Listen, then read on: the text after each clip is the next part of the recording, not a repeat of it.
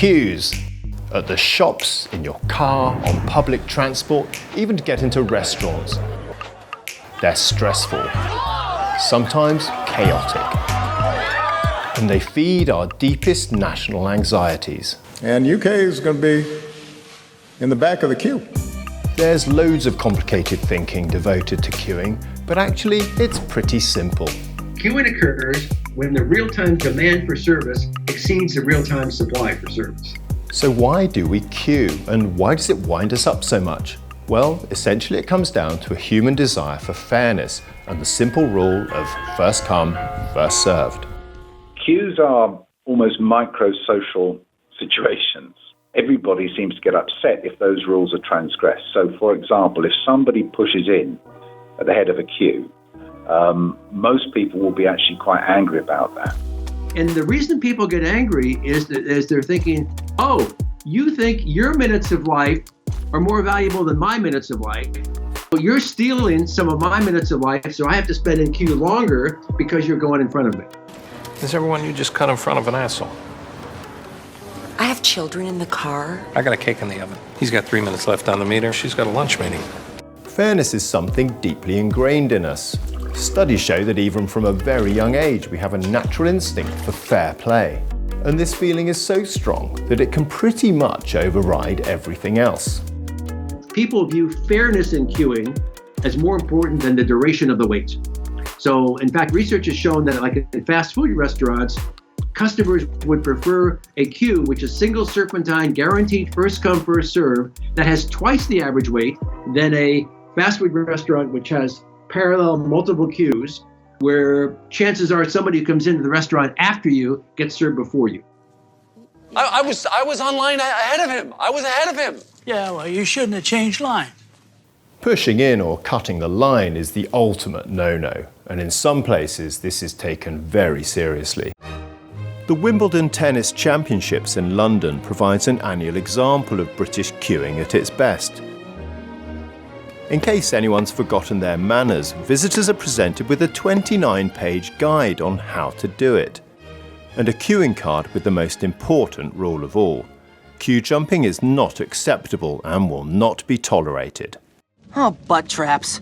Jake, stretch us to the front. No cutting! All right, dudes, chill. We'll wait. A study of U2 fans found that they were just as irritated by people cutting in behind them as cutting in front. Generally, people don't care that someone is cutting into the queue behind them, but in the U2 queue, they actually cared equally, which suggests that these long queues work as social systems just like societies do. In other words, the social norms in this queue seem to be that everyone was policing the queue, even if it didn't directly affect themselves. Another study in the 1980s was led by the psychologist Stanley Milgram. He instructed his students to fan out across New York City and push into queues between the third and fourth person. Surprisingly, only 10% of queue jumpers were confronted and thrown out of the line.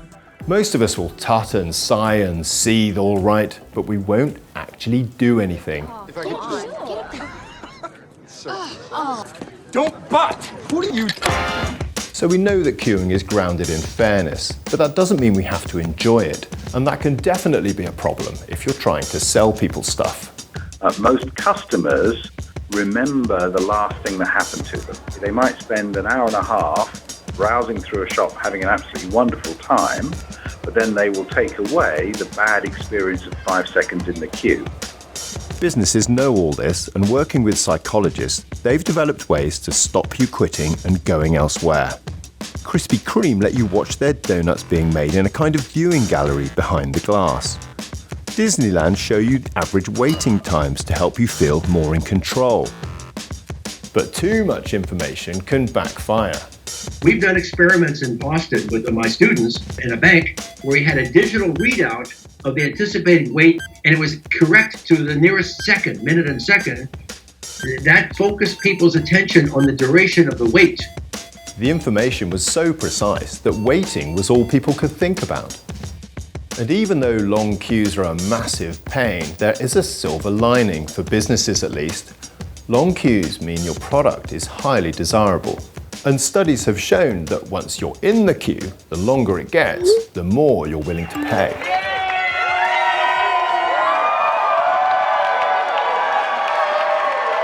But while psychology can be used against you to keep you in a queue, there are definitely ways to turn it to your advantage as well. So what is the best way to queue? Choose your line carefully. One person with loads of items will probably be quicker than lots of people with only a few items.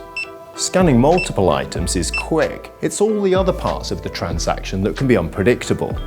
If you have a choice of left or right, go left. Studies show that most people being right-handed have an inbuilt bias for turning right if all other things are equal, so try turning left instead.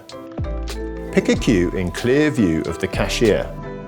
If the cashier can see how their work is shortening the queue, they tend to work faster. But whatever you do, stay calm and don't let the queue get to you.